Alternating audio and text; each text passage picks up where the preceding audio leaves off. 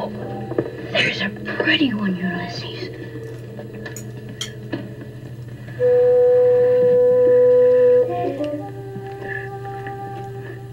There it is.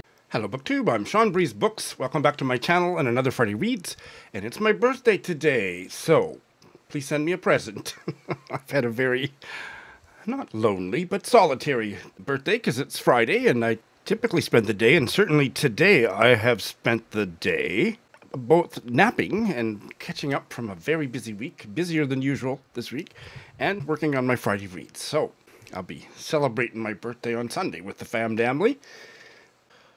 The only thing that I can think of to say about the shit show of a week in the news this week is, if you haven't seen the video of the Bishop of Washington lecturing Trump, Vance, and their families in a church service the day after the inauguration, you must watch it. It's probably the last feel-good, there is a smidge of hope kind of thing you're going to see on the news for the rest of your lives at the way things are going. I just found it incredibly affirming. It's just a voice crying in the darkness, and that's all we got right now, folks. Just a few cries in the darkness.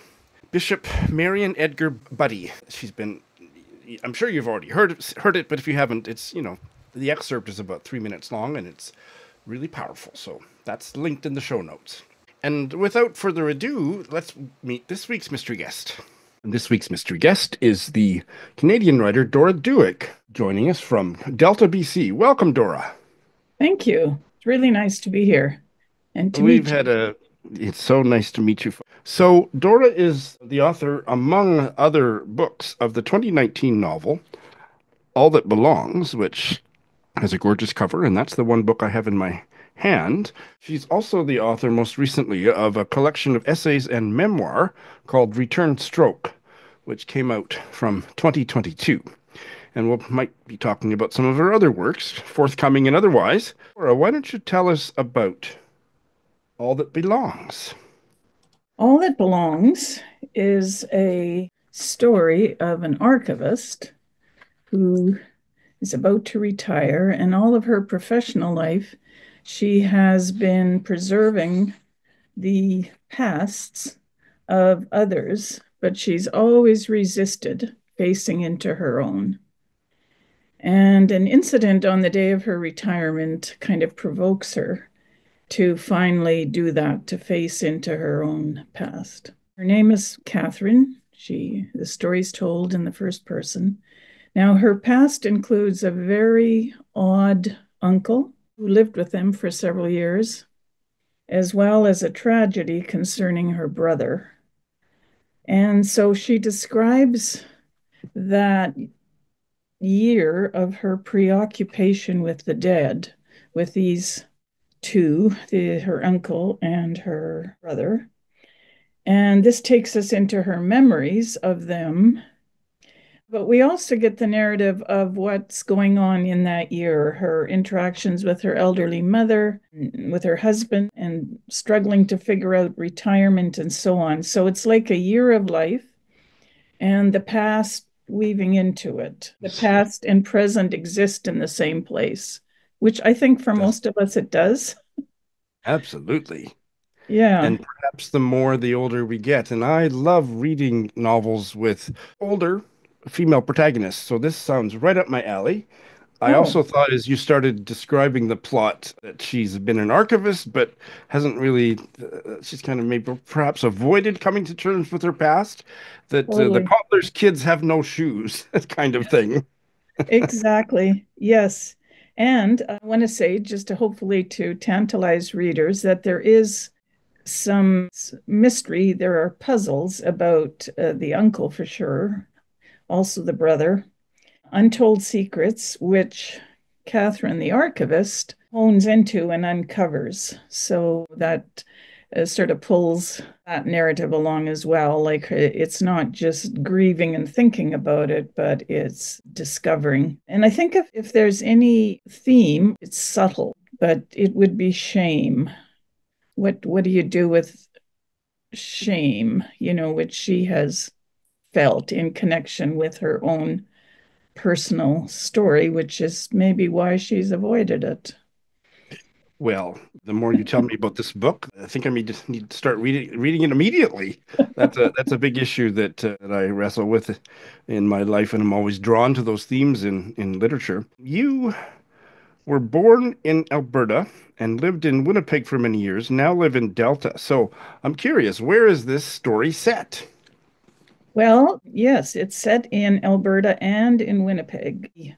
The year in which she is obsessed, I guess, with the dead is in Winnipeg. That's where she lives as an archivist. But the memories that happened took place in Alberta. So, in that sense, I was able to, not that this is my story in any stretch of the imagination, but I could use, as writers do, things that I knew. And I lived in Winnipeg at the time. I loved Winnipeg. I still do, even though I'm not there. We moved to be closer to families. That's the reason we're here. You're a Western Canadian through and through. You just mentioned the word imagination. So I'm always curious to ask, what was the germ of the story that first grabbed hold of you? Oh, wow, Sean, Well, I do know, although it sounds weird, and it's only a paragraph or two in the book, somewhere in the middle. But I was sitting outside the credit union one day. It was very hot, and I was resting before I walked home. And all of a sudden, I had just a picture in my mind of, the desert fathers and the early monks who used to retreat from life. This one particular monk that I knew about lived on an island all by himself, and all of a sudden there's a shipwreck, and this woman sort of floats up to the island, and well, what's he going to do?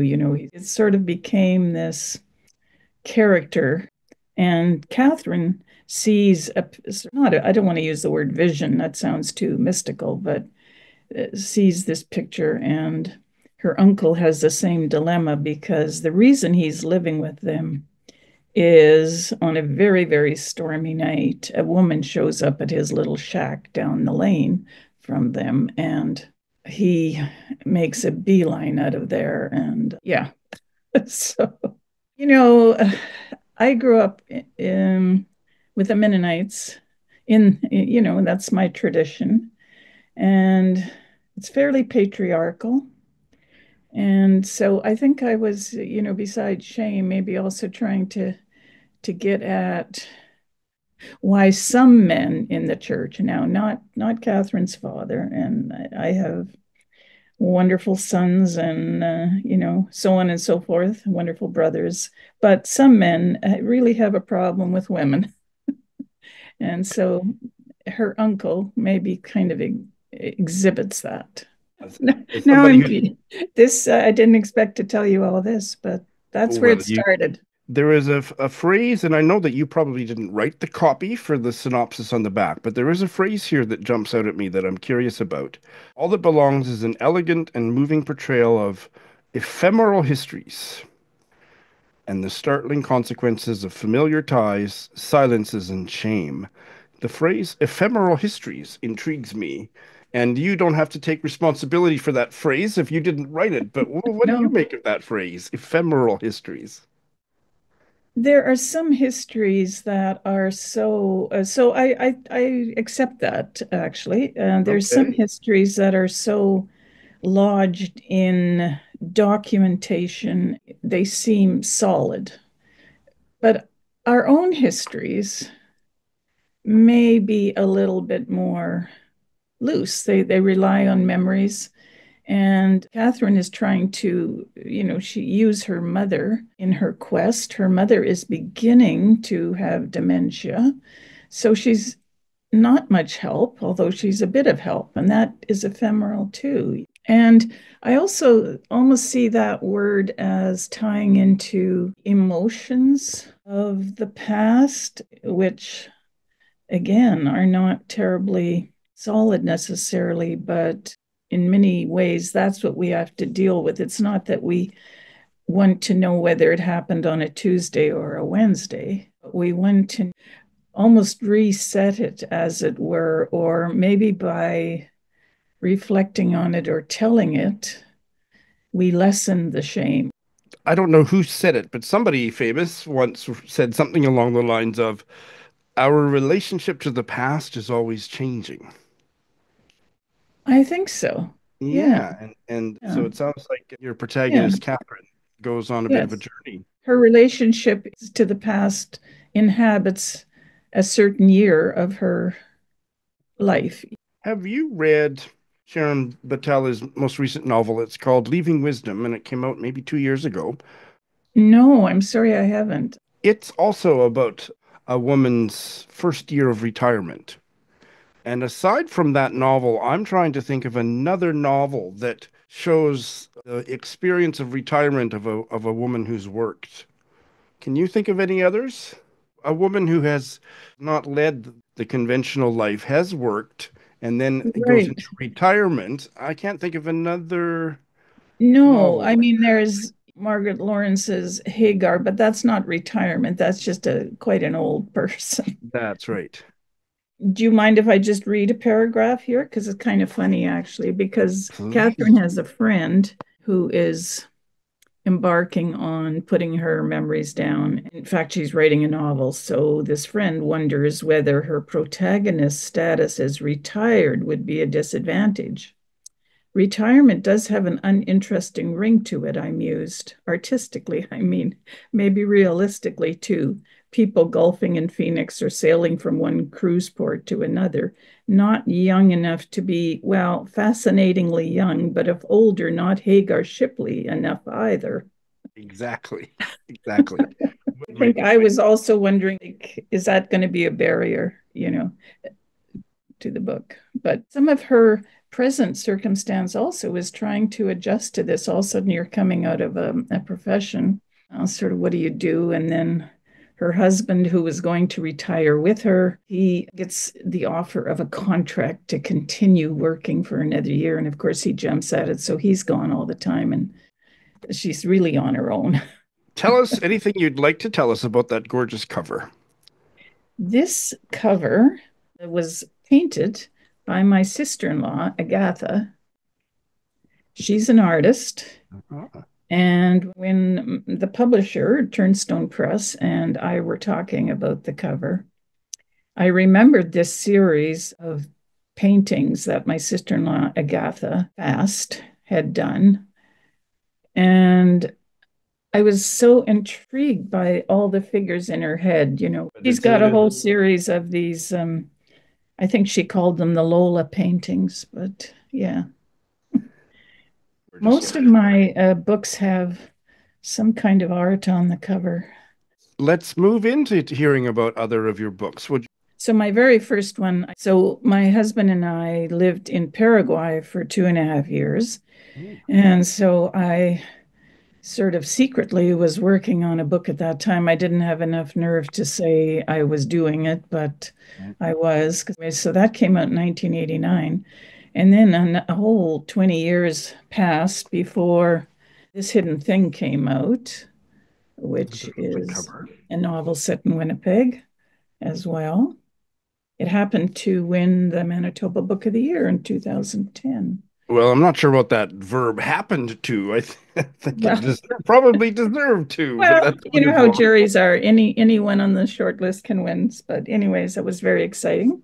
Then my next book was a collection of short fiction, also published by Turnstone, and it's called What You Get at Home. And it has short stories, all kinds of them. Mm. And then was this one, which we just talked about.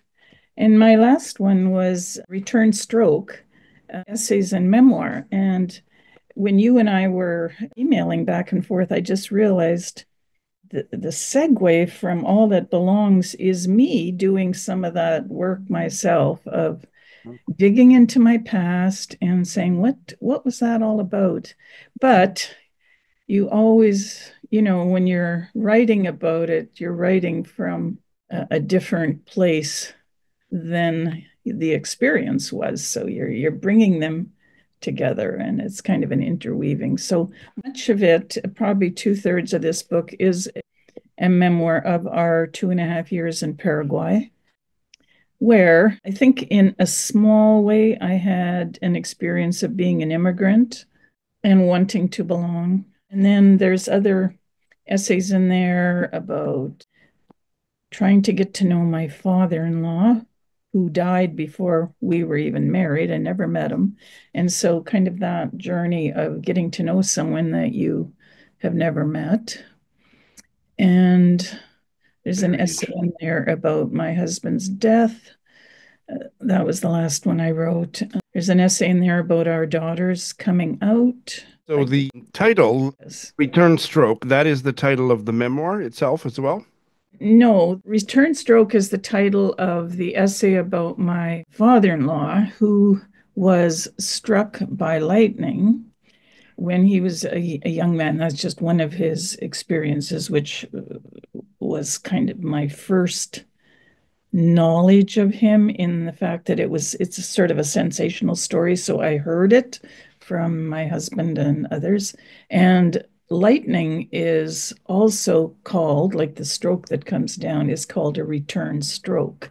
And I use it also as a bit of a metaphor in the essay, in that quite late he had kept a diary, not a very detailed, but my sister-in-law had transcribed it. So I was able to read about those years, and it was just like all of a sudden there was like this, hey, I write my life, he wrote his life, kind of a return stroke. The memoir is called In the House of My Pilgrimage, because I was a homemaker at that time. It's a very difficult environment. There's no shortcuts. You got to do all the domestic work yourself. And I had 2 very young children, and my daughter was born there. And so, yeah, In the House of My Pilgrimage. And you have a collection of short stories coming out in about a year. I do. Tell us about that. Yeah, next spring. It's called, at least I hope the title will stay, Like a River Divides the Earth. Like a river divides the earth. There's 5 stories in there. Some of them are longish, which is why there's only 5. 2 of them have what I would call Mennonite themes, like pieces of Mennonite history that I've never been able to let go of in terms of my curiosity about them, and I just had to get them out of my system via a short story. When an idea for a story or a narrative comes to you, what can you tell us about how that takes shape, or how you decide whether it should be memoir, essay, short story, or novel? What's that process like? When I was younger, Sean, I knew that answer a lot better, because I thought I had time to do things. So, I would enthusiastically start a novel when I would get an idea outside the credit union. And I would just keep writing and working at it, sometimes for years, because I did do other things. I worked as an editor for about 5 years at a national Mennonite magazine. And I went back to university and did my master's in history and stuff like that. So I've always had a project, like a novel, on the go. But whether it should be short story or, yeah, I don't know how conscious it ever was. I do know that some of it is, and I think other writers would say this too, like what a person is open to. And I'm not going to write another novel. I can pretty well guarantee that, although never say never. And I'm not open to receiving anything from the universe in that box. You know what I mean? That inbox is closed. But I am actually trying my hand at poetry now, and so that inbox is open, and then it's almost like if you open, you'll get a thought, an idea, and if you kind of keep it open, yeah, sometimes it grows. Not always. I'm sure other writers will tell you this too. I've started many a project that has not gone beyond, maybe 10 pages of handwritten or whatever, or never sees the light of day, so. Well, you have had quite a bunch of things that have come to see the light of day, so that's Well, wonderful. thank you.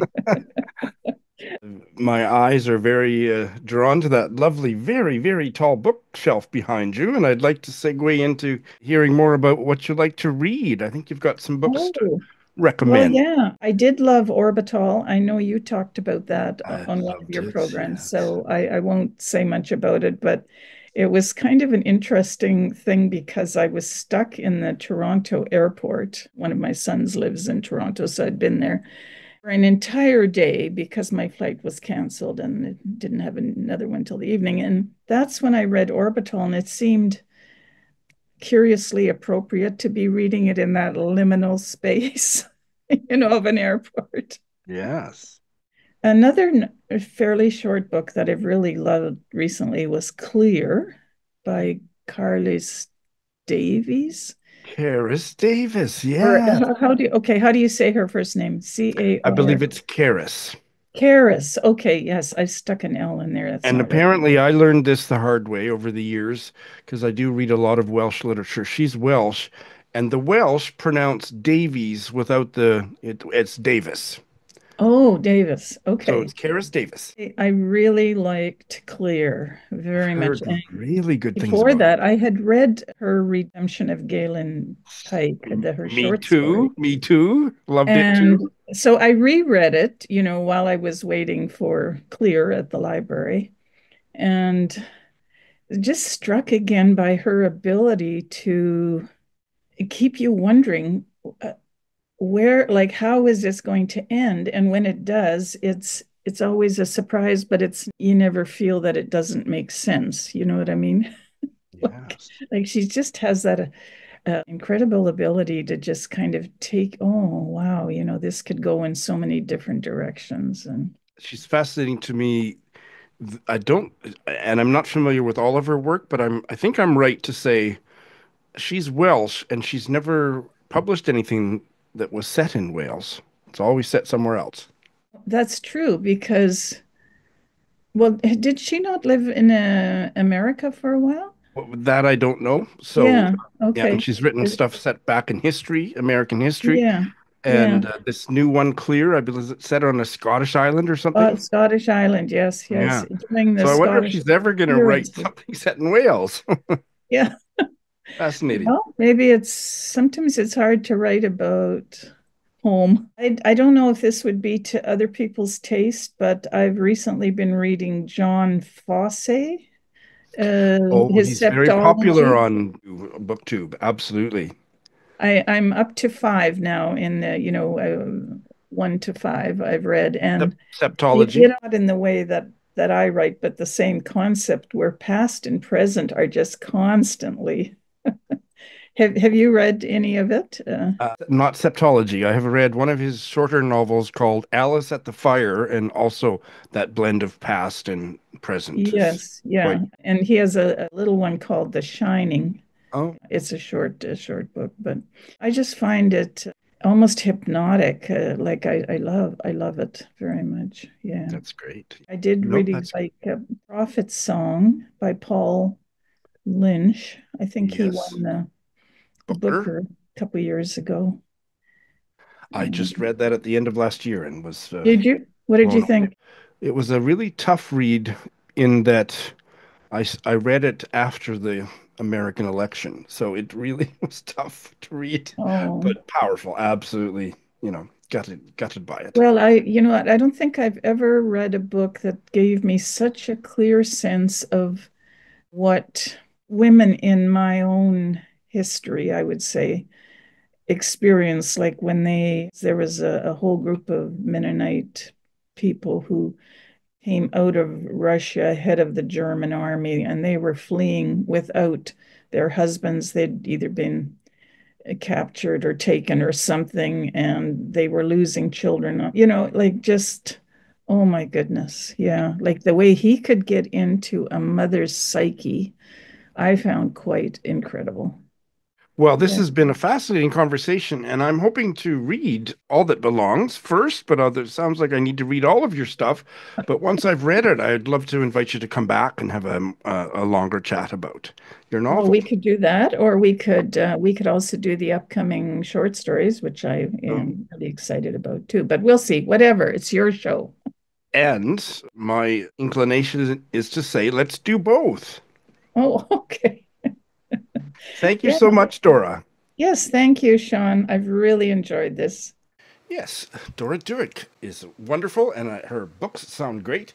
And a couple things that I discovered while I was editing the video that I had this chat just yesterday with Dora. And while I was editing it last night and today, I came across two things that I've linked in the show notes. And for those of you not in the know, I put the stuff about my Mr. Guest at the very bottom of my show notes so that you're not tempted to peek and see who it is before you watch the video. Isn't that crafty of me? And you'll find there two really interesting things alongside the books we talked about. One is an interview with her sister-in-law, the artist Agatha Fast Dirksen, about the cover art. And that was an interview done by the publisher Turnstone Press. That's linked in the show notes under the mystery guest spot. And also, just today on Facebook, Dora posted that one of her essays has been published in the Canadian literary journal, The New Quarterly, and free for anybody to go read. And that is also linked in the show notes. Oh, and I have a new blouse. It just came in the mail yesterday. This was how I spent some of my Christmas money. I think it looks pretty, Christmas tree-like? But anyway, it's just got a really nice, the fabric or whatever feels kind of almost satiny. Anyway, okay, and I actually did have one video posted since you last saw me on my Friday Reads, and that was the very long, very interesting interview that I did with Sharon Butala and David Carpenter. I did it maybe in November, and it's taken me this long to get it edited and posted. It's wonderful. It's funny and rich with literary detail about Western Canada and the writer's life and writerly influences, and even one bit of scandalous, not gossip, but scandalous news that we had to bleep out the name when we realized the author that was being discussed, quite honestly, is still alive. Do check that out when you have time. It's wonderful. I'm just really proud of it. And this week I have finished one book, and although I started more than one book in the last week, I have only one of them ready to give you a preview of. There is a Zoom book club discussion with Chris of the Book Cookers, Dorian, and James coming to my channel, but it'll take me... I have a huge backlog of very long videos to edit, so stay tuned for whenever it gets to you. But in the meantime, let me tell you about this wonderful novel by Edith Wharton, who I share a birthday with. Happy 163rd birthday, Edith! A sun at the front. It was published, I think, in 1923 or something like that. She wrote it at the very end of the First World War, and it's about the First World War. And this book hit me harder than anything I've read by Edith Wharton, and I have loved several of her novels. I'm probably revealing more about myself than about Edith Wharton's output. This is a bit of a Marmite book. So the central character, the character that we are given access to in terms of a third-person limited narration, is an American artist who has lived in Paris for decades. And he's an old poop. And so if you don't enjoy being in an old poop's head for 200 and some pages, you might struggle with this. I didn't struggle with it at all, but eventually got to be deeply emotionally invested in it, more than I can remember getting invested in any of Wharton's other fiction. He and his ex-wife, their first son was, their only son, was born in Paris because they didn't quite get their act together to get back to New York State, where they were both from, to have the kid. So because their son George is born in Paris, he has to go into the World War I, fighting for France. Plot ensues. Both his father, the artist John Campton, that's the guy whose consciousness we're in for the novel, and George's stepfather, who's a very wealthy banker, do everything they can to prevent him from going into the army, and there's very little that can be done. The novel opens the eve of World War I. They do have enough pull, or somebody has enough pull, that he's given a desk job rather than fighting at the front. John Campton hasn't been a very good father. Some of that is because his ex-wife didn't allow the son much access to his dad. But also, John Campton is a deeply flawed individual, a brilliant artist, very selfish, very just kind of grumpy and snobby, and just not a very pleasant individual. And I didn't dislike being in his head, but I also didn't feel invested in the novel until... I guess if I'm going to go by what's on the back cover, I can't really tell you very much more. So I'll just say that at a certain point, the reader's given access to John Campton, the father of George, his emotional life and his love for his son, when something very dramatic and difficult happens. You could probably guess, but I'm not going to say anything because it's not on the synopsis.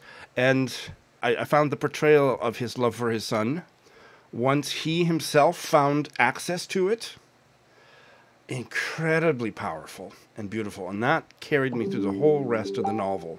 So I absolutely love this novel. 5-star read, and I think probably if I reread some of Edith Wharton's stuff that I studied in my master's program, where I wasn't the best period of my life, I might, I remember loving Custom of the Country, and there's one other big one, The Age of Innocence, and I love those. And then there's that short novel that's also a bit of a Marmite book that I absolutely loved. But the one about the two people, the man and woman that loved each other but couldn't be together, Ethan Frome, I loved, absolutely. But this one really grabbed me. But if you have a trouble with men that aren't very likable, even if they love their son deeply in a way that's incredibly moving, I don't think it would be a book for you. But I thought it was a masterpiece. Stay tuned for the full discussion, but it'll probably take me several weeks to edit it. It's a long chat and a very interesting one. And we've decided we're going to move on to a collection of 4 interlinked novellas by Edith Wharton called Old New York for our next pick for this book club. The book that I've started and didn't quite get finished, but I'm at the 60% mark, is this graphic memoir from a Calgary graphic writer, All Our Ordinary Stories by Teresa Wong. A multi-generational family Odyssey. And it took me a while to get into it, I admit. I was thinking, I'm not sure about this.